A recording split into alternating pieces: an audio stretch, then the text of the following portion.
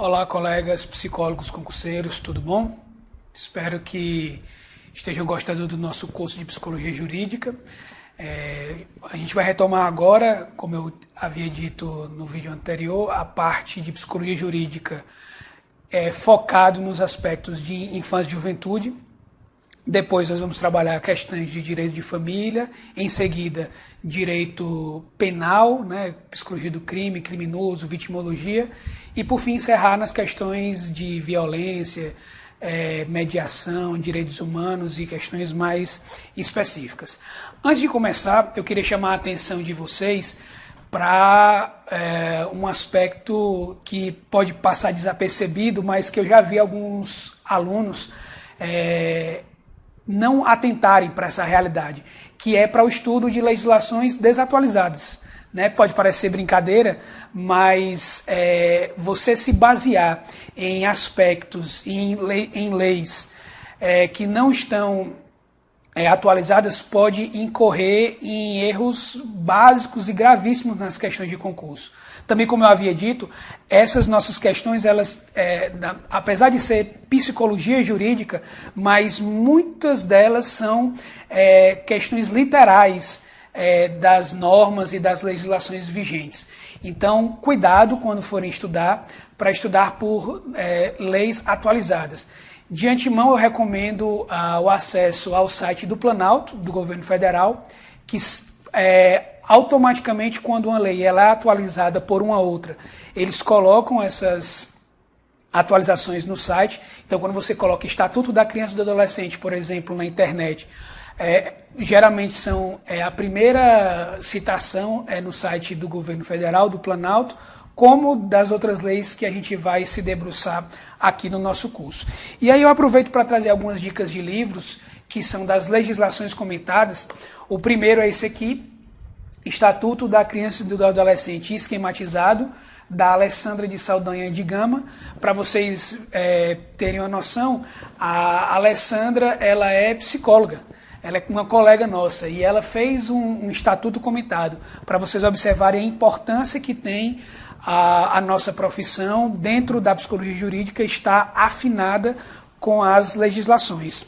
E, por fim, nessa questão da indicação de livros, eu estaria também o livro SINASE, Sistema Nacional de Atendimento Socioeducativo, do promotor de justiça Mário Luiz Ramidoff, que aí, no caso, são comentários da Lei 12.594, de 2012, que trouxe atualizações para o Estatuto da Criança e do Adolescente. Enquanto a legislação, a Lei 12.010, de 2009, trouxe atualizações no âmbito das medidas protetivas e da adoção, o SINASE ele trouxe inovações relativos à aplicação das medidas socioeducativas e da área infracional como um todo. Então, são leituras que eu recomendo e que eu entendo como obrigatórias para você que está estudando psicologia jurídica nessa área da infância e juventude. Então, dando início ao nosso curso, vamos falar sobre um breve histórico aqui da psicologia jurídica infantil e juvenil, que a gente pode datar dos primórdios do século XX. E o que é que caracterizava o começo do século XX? A ausência de políticas públicas sociais para a população infantil e juvenil. A criança ela era entendida como um adulto pequeno. Você já deve ter visto algumas questões que citam o Philippe Arriet, que é um historiador francês, que vai entender que essa noção da infância e da família ela é uma construção histórica e social e que no que diz respeito à criança, ela era anteriormente vista como um adulto em miniatura. Philippe Arriet se debruçou sobre algumas pinturas e que as pinturas elas eram bem claras nessa expressão de retratar crianças que eram vestidas como adultos. Então, por isso essa noção de adultos em miniatura. Mas não era só na vestimenta, era no comportamento, era naquilo que se esperava. Geralmente, a criança não tinha uma fase, como a gente tem hoje em dia, protegida e que se entendia que ela tinha aspectos fisiológicos, neurológicos e também psicológicos próprios para o seu desenvolvimento.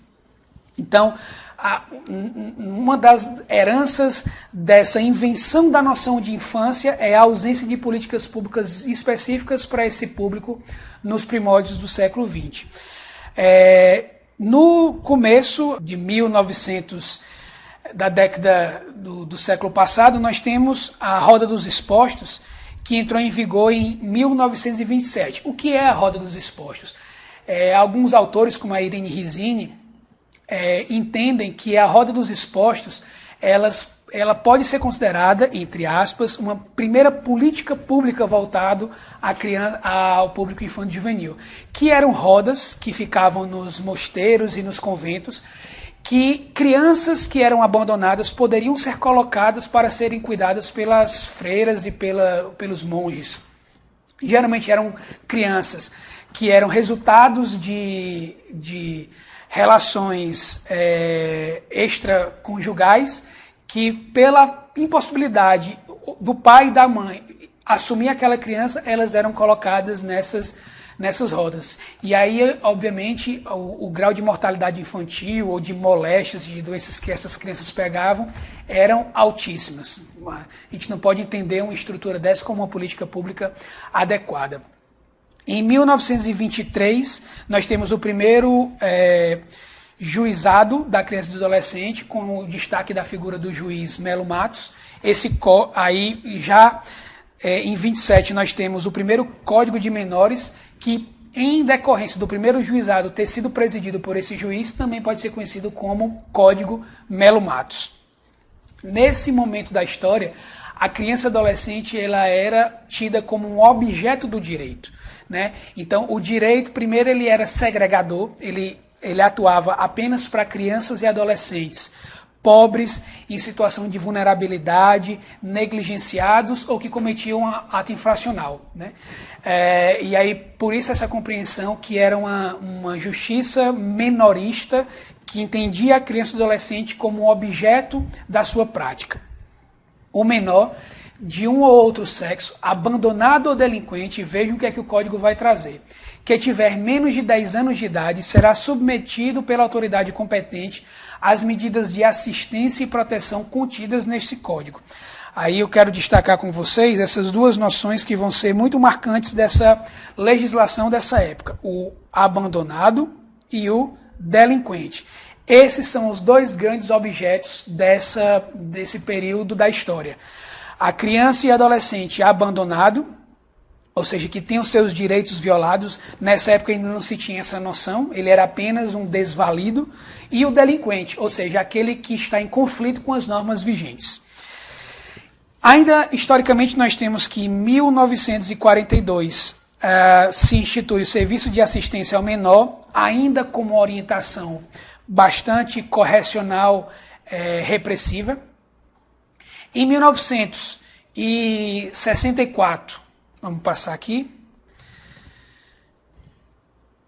a Fundação Nacional do Bem-Estar do Menor, e deve chamar a atenção de vocês, né, a data 1964, que é exatamente coincidindo com a implementação da ditadura aqui no Brasil. Então nós temos também que essa fundação ela tinha esse caráter militarizante, repressivo.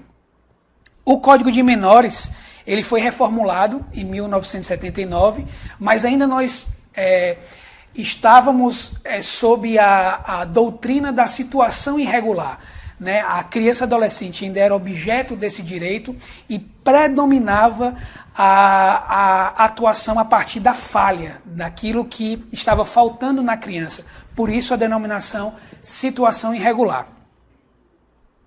Em 1983, nós temos a efervescência dos movimentos sociais, sobretudo a pastoral da criança e o movimento nacional de meninos e meninas de rua, a pastoral da criança em 83 e o movimento nacional de meninos e meninas de rua em 85. Nesse período, historicamente, também circunscrevendo em termos nacionais, a gente tem esse movimento de redemocratização, né, o Brasil saindo de um período de ditadura, o movimento pela anistia, que deu as bases para a formação posterior da Constituição de 88. Já nesse movimento, em 87, a instituição de uma Assembleia Nacional Constituinte para a formação, e temos já a formação da comissão da redação do Estatuto, que vai ser promulgado só em 1990, mas observem como esses movimentos históricos eles são contínuos e são demorados, né? A formação da comissão do ECA foi em 87, com a promulgação da lei apenas 3 anos depois.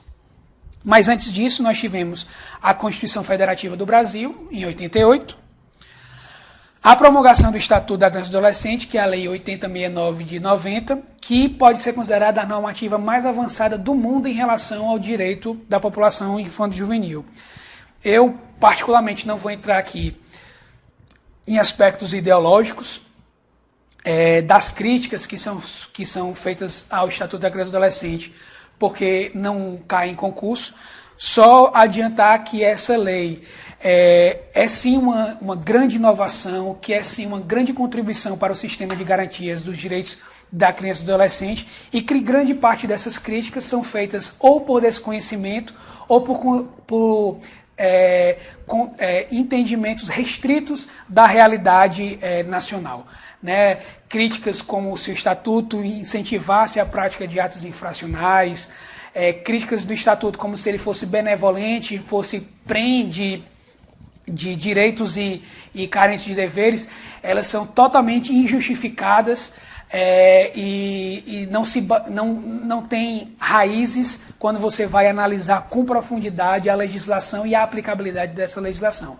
Mas, como eu disse, esses pontos ainda não caem em prova, né? Espero que logo essa perspectiva mais crítica ela seja adotada pelas bancas, mas eu queria deixar registrado por uma questão de contribuição até política e ética com a nossa categoria.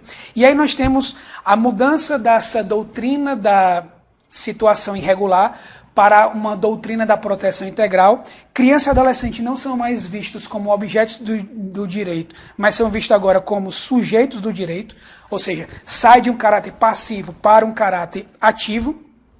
E nós temos uma primeira grande mudança dessa legislação em 2009, com a Lei 2010, que eu já citei indicando o livro para vocês, que é com a Lei Nacional de Adoção. Nesse slide aqui eu vou conversar um pouquinho mais à frente, mas eu já queria deixar registrado, ao lado de sujeito de direitos, essa doutrina da proteção integral,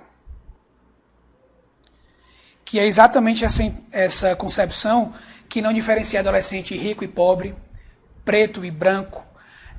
A gente vê que a legislação anterior ela era muito focada para o adolescente negro, o menino, sobretudo, por conta dos comportamentos, o entendimento que o menino ele é mais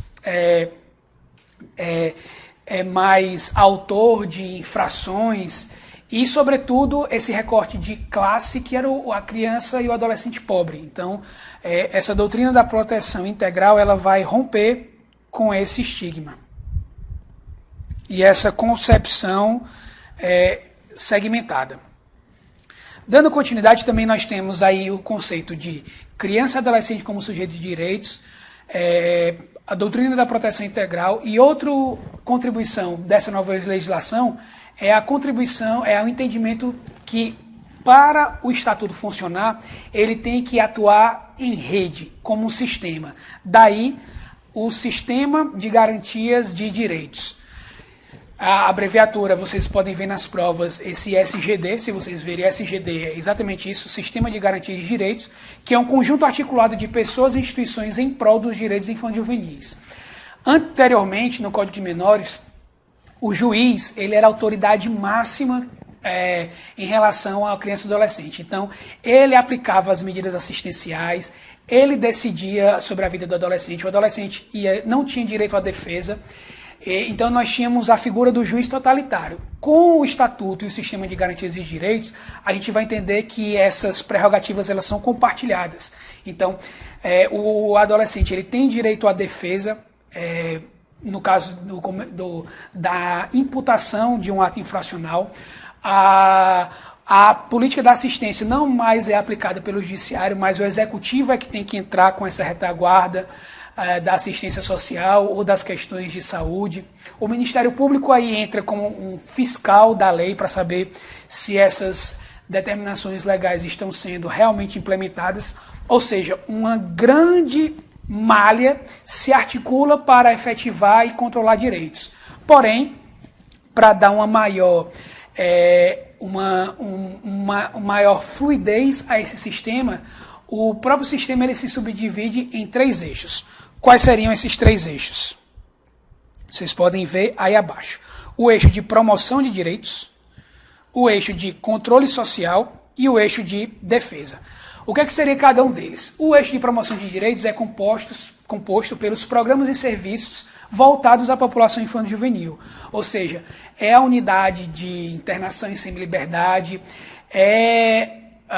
os programas de acolhimento institucional, são todos os programas e serviços que são voltados para atender o adolescente, ou quando ele descumpre um direito, ou quando ele tem um direito seu descumprido. No caso do controle social, nós temos os conselhos de direitos e as associações da sociedade civil que protegem os direitos da criança e do adolescente. O Estatuto vai trazer que, em termos dos conselhos de direitos, voltei aqui, vamos passar. Em termos dos conselhos de direitos, nós temos 3 níveis. Né? Nós temos os conselhos de direitos municipais, os conselhos de direitos estaduais e os conselhos de direito e o Conselho de Direito Nacional. As nomenclaturas vocês podem ver nas cidades e nos estados de vocês que elas são diversas. Os conselhos de direitos municipais têm cidades que chamam de Condaco, outros de Condica, é bem diverso. O estadual, geralmente são SEDICAS, conselhos estaduais, mas também pode ter uma nomenclatura específica no seu estado, e apenas o nacional, que é um só, que é o CONANDA, né, que é o Conselho Nacional dos Direitos da Criança e do Adolescente. São órgãos colegiados, com parte da sociedade, de órgãos da sociedade civil e parte de órgãos governamentais, que são responsáveis pela deliberação das políticas públicas voltadas à área infanto-juvenil. E a sociedade civil atua com as ONGs, né? O próprio Movimento Nacional de Meninos e Meninas de Ruas pode ser citado como um desses movimentos. Aí você vê a força da sociedade civil que desde a década de 80 atua tanto na defesa como também pressionando as autoridades públicas para promulgação de leis. Então nós vimos já o eixo de promoção, o eixo de controle e, por fim, o eixo de defesa, que é quando os direitos estão violados. Então, quando o direito de uma criança e adolescente está violado, os órgãos eles vão defender aquele direito, e aí a sociedade como um todo pode procurar o Ministério Público, ou a Defensoria Pública, ou as polícias, ou o Conselho Tutelar. Mais à frente nós vamos conversar um pouco sobre esses órgãos, mas o mais importante agora é você entender a existência desses 3 eixos, o que é que caracteriza cada um e quais são os órgãos que compõem cada eixo. Eu já falei para vocês sobre o princípio da proteção integral, é o grande princípio que vai nortear o Estatuto da Criança e do Adolescente, mas ele tem alguns princípios que a gente pode dizer diretamente ligados, subjacentes, que dão as bases, os pilares para a doutrina da proteção integral. Que princípios serão esses? Eu queria que você prestasse muita atenção, porque eles são cobrados em prova. Primeiro, o princípio da prioridade absoluta, que o que é que quer dizer? Que criança e adolescente, ele tem prioridade absoluta na destinação de recursos, nos atendimentos dos serviços públicos, ou seja, se chega uma criança ou adolescente no serviço público, ele deve ter prerrogativa em relação ao atendimento dos demais, que a rubrica de orçamento relativo à educação, à política pública de cultura e lazer voltada à criança e adolescente também merece prioridade em relação às demais. Então, isso é a compreensão do princípio da prioridade absoluta. E segundo, que crianças e adolescentes são sujeitos de direitos.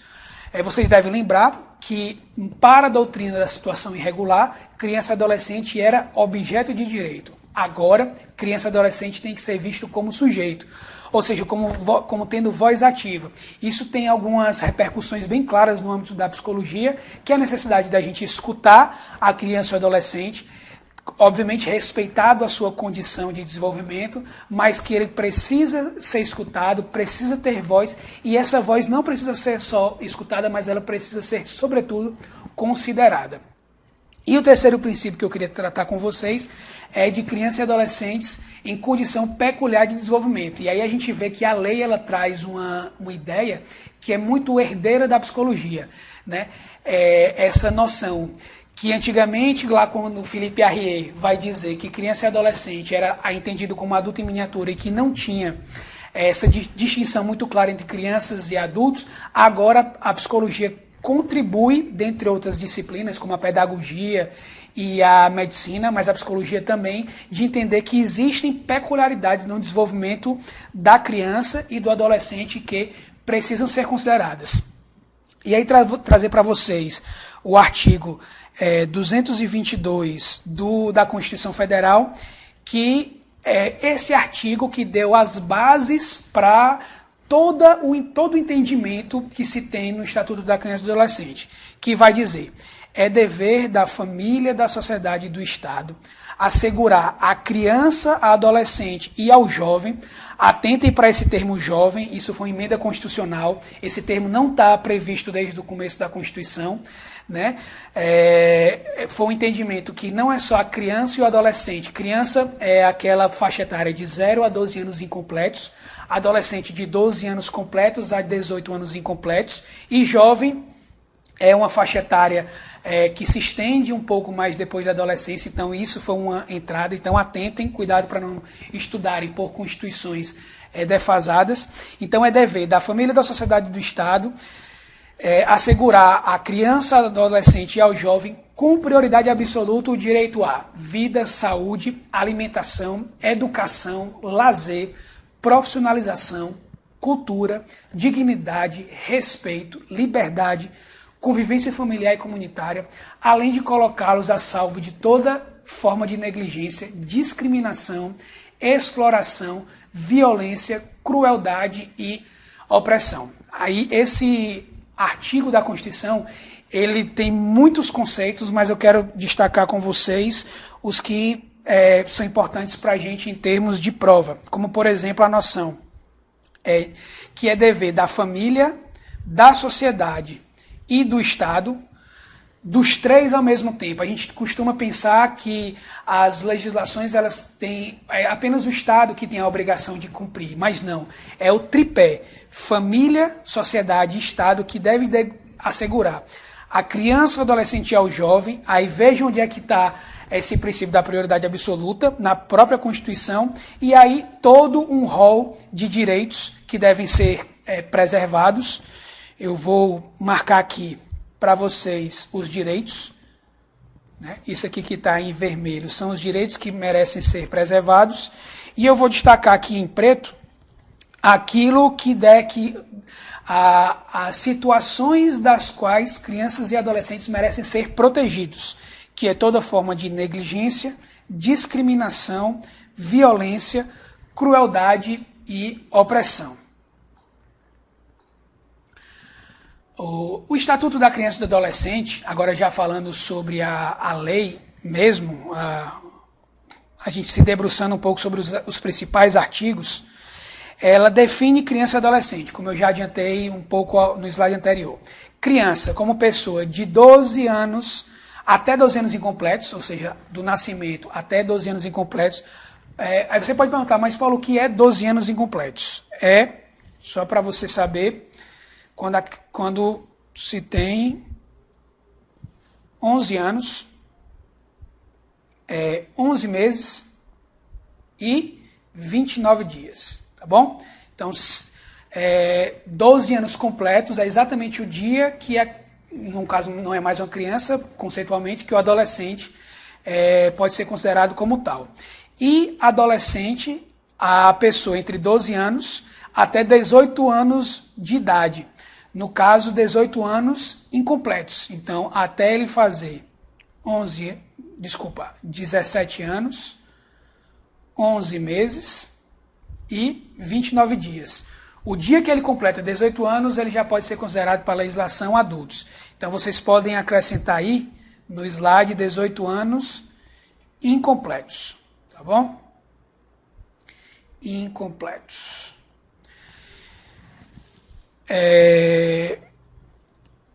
Nos casos expressos em lei, aplica-se excepcionalmente este estatuto às pessoas entre 18 e 21 anos de idade. E aí nós temos um exemplo bem claro que cai em prova, que é a lei aplicada até 21 anos de idade, que é no caso da aplicação de medida socioeducativa. Nós vamos ver mais para frente que o adolescente ele pode cumprir uma medida socioeducativa, a mais grave, que é a de internação, por até 3 anos. Ou seja, se o adolescente ele comete o ato infracional com 11 meses, 17 anos, 11 meses e 29 dias, ele vai poder ficar até 3 anos, que é exatamente quando coincide dele fazer 21 anos. Ou seja, com 21 anos, ele deve ser compulsoriamente colocado para fora do sistema socioeducativo, que é exatamente esse período aqui que o estatuto ele se aplica excepcionalmente.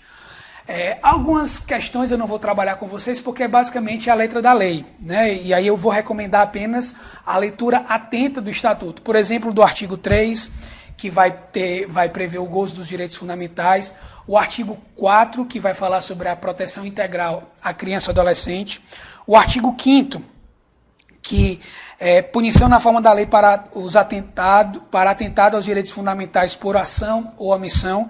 Então, aquilo que não vai precisar de uma discussão e de uma explicação, eu vou apenas recomendar que você pegue um estatuto atualizado, lembrando disso, para poder dar continuidade aos seus estudos. Sobre os direitos mais importantes, nós temos aqui o direito à vida, começando a tratar desses direitos mais específicos, que o artigo 7 ele vai trabalhar sobre a efetivação de políticas públicas para o nascimento e o desenvolvimento sadio. O 8º, o atendimento pré e perinatal da gestante no SUS.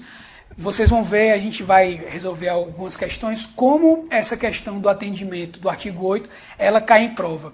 As questões querendo confundir como se não fosse necessário o atendimento, só fosse necessário o atendimento pré, ou só o peri, ou nesse artigo, nessa parte do estatuto vai prever que a mulher ela tem direito e a criança também a ficarem juntos, e aí as questões vão confundir como se fosse uma benevolência do hospital, e que na verdade não é. Então atentem para esse artigo 8º nesse sentido. E aí uma novidade trazida pela Lei 12.010 de 2009 é esse parágrafo 4º e o 5º, que é a assistência psicológica à mulher gestante e à mãe nos períodos pré e pós-natal. Então, o Estado deve assistir a mulher gestante e a mãe nos períodos pré e pós-natal, bem como as mulheres que manifestem interesse na entrega de seus filhos para adoção. Infelizmente, nós vivemos ainda numa realidade que nós observamos nos noticiários o abandono de crianças recém-nascidas em canais, em praças, em banheiros, em locais totalmente inapropriados, sendo que desde 2009 a lei prevê que essa mulher ela tem o direito de entregar a criança ao judiciário, para que o judiciário encaminhe essa criança para a adoção. Então, o Estado ele tem que ter mecanismos para dar assistência psicológica a essa mulher, mas também acompanhar essa mulher que manifeste interesse de entregar os filhos à adoção. Sem preconceito, sem juízo de valor, sem pensar que essa mulher, ela por algum motivo, ela é inferior, mas pelo contrário, que ela tem o direito de em qualquer momento manifestar o interesse manifestar a sua falta de interesse de exercer a sua maternagem. No caso do artigo 10, recomendo a leitura que vai tratar dos funcionamentos dos estabelecimentos de saúde, chama a atenção para a previsão legal da manutenção do registro atualizado das atividades desenvolvidas através de prontuários individuais e qual é o prazo pessoal, até 18 anos. né? Bancas como a Fundação Carlos Chagas adoram prazos, né? Então a gente está vendo aí já um prazo de 18 anos, que é o prazo que esses prontuários devem ser mantidos. E por que 18? Que é exatamente para garantir que uma criança ela possa ter acesso, né, quando ela completar a maioridade, ao seu prontuário. Manter alojamento conjunto para a mãe do neonato.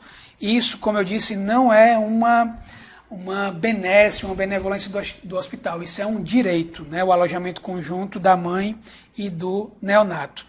Neonato, por definição, é a criança com até 28 dias de nascido. E aí a gente vê mais um prazozinho para as bancas que gostam de cobrar esses detalhezinhos de alguns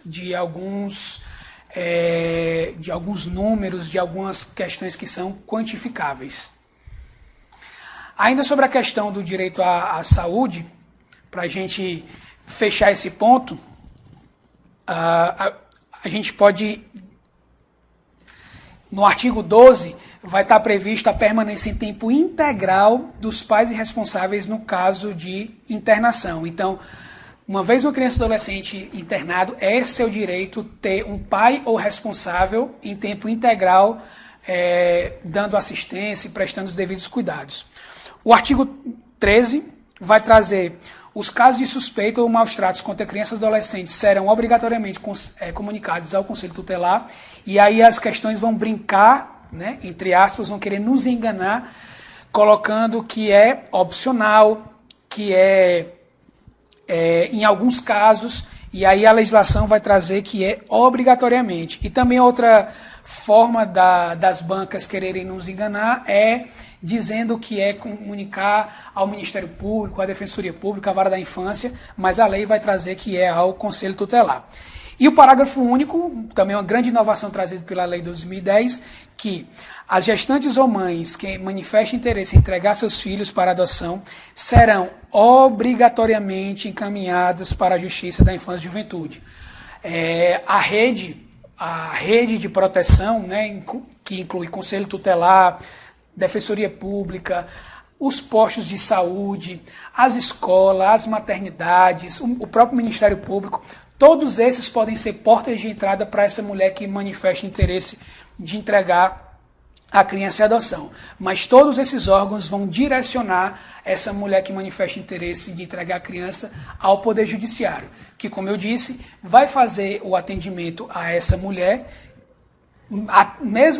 ela pode estar grávida, e esse atendimento ele deve ser prestado, como a criança pode ser uma recém-nascida ou ter poucos dias ou meses, que também essa mulher ela deve receber essa assistência para entregar legalmente essa criança ao Poder Judiciário, para que o Judiciário convoque os pretendentes devidamente habilitados no Cadastro Nacional de Adoção e ocorra uma adoção legal e uma adoção que vai trazer benefícios, sobretudo, para essa criança.